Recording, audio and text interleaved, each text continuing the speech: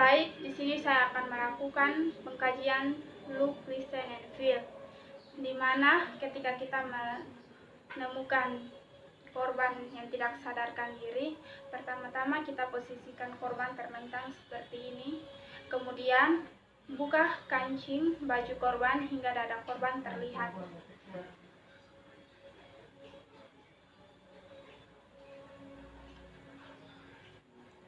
Setelah itu, kita sebagai penolong mengambil posisi di samping korban dengan bau korban ada di antara kedua lutut penolong seperti ini.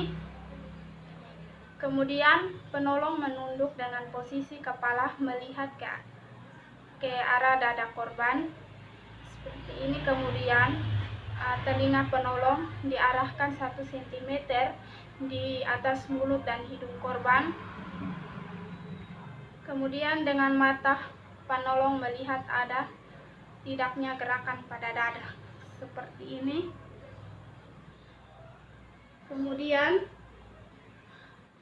dengan telinga penolong juga dapat memastikan ada tidaknya bunyi aliran udara dari mulut atau hidung korban.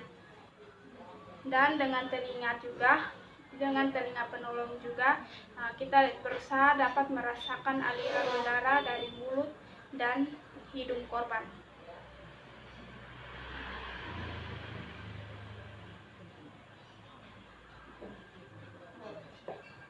Tindakan head tilt and chin lift. Yang pertama, kita letakkan satu telapak tangan di dahi pasien seperti ini. Kemudian kita tekan dahi pasien ke arah bawah hingga terjadinya ekstensi kepala. Setelah itu, jari telunjuk dan jari tengah tangan yang satunya memegang tulang dagu pasien seperti ini. Kemudian angkat dan dorong tulang dagu ke depan. Itu jaw thrust. Yang pertama-tama kita tekan tulang pipi dengan kedua telapak tangan kita seperti ini. Kemudian jari tengah dan jari telunjuk kita menyentuh sudut rahang korban. Kemudian dengan tanpa menggerakkan kepala kita tekan sudut rahang dengan jari telunjuk dan jari tengah dan dengan kedua ibu jari kita tekan manibula pasien hingga mulut pasien terbuka.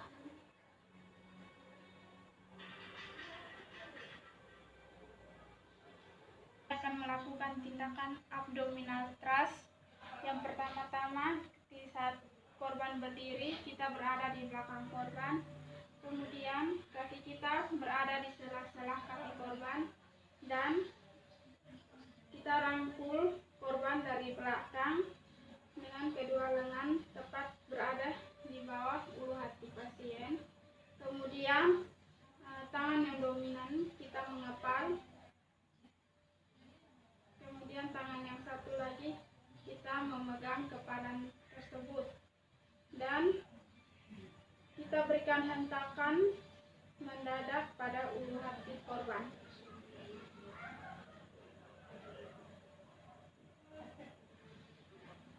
Tindakan ini dapat kita lakukan dengan posisi pasien berdiri ataupun duduk. Baik, saya akan melakukan tindakan chest thrust. Yang pertama, kita berdiri di belakang korban yang sadar.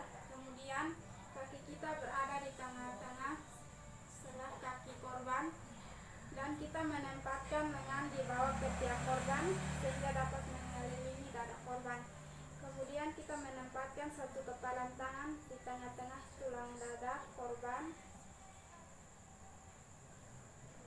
dan tangan yang satunya ini kita memegang kepalan tangan. Dengan yang lain kita menekan ke belakang dengan cepat. Kita berikan hentakan, kemudian kita letakkan setiap hentakan dengan kuat dengan maksud untuk mengeluarkan sumbatan benda asing.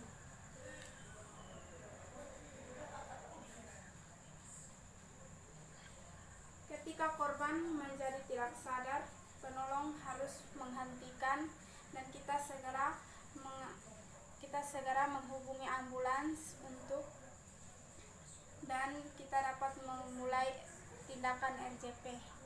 Baik, saya akan melakukan tindakan back blow pada orang dewasa. Yang pertama, kita berada di depan korban, kemudian kita rangkul korban dengan kedua tangan dari belakang.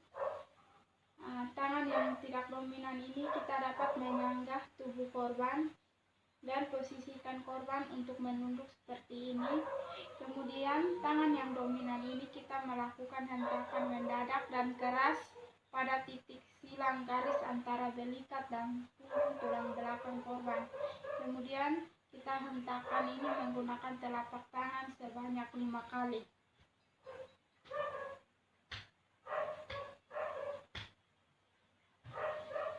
Saya akan melakukan tindakan cross finger dan sweeping finger. Yang pertama, kita posisikan pasien terlentang, kemudian miringkan kepala korban.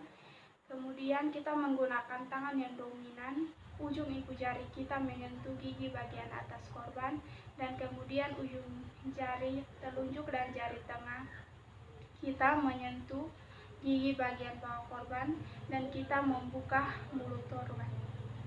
Kemudian, tangan yang tidak dominan ini kita dapat gunakan untuk mengangkat benda asing yang ada di dalam mulut korban dengan cara mengorek, mengait, ataupun dengan menyapu. Kemudian, bila benda asing yang terdapat di dalam mulut korban adalah benda cair sweeping, maka kita lakukan dengan kasa ataupun kain.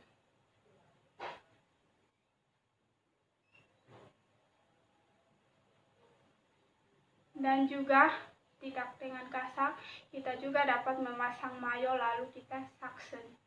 Kemudian bila benda asingnya adalah benda padat dan tidak dapat lagi dijangkau oleh jari kita, maka pengambilan benda asing tersebut dapat kita lakukan dengan menggunakan forceps.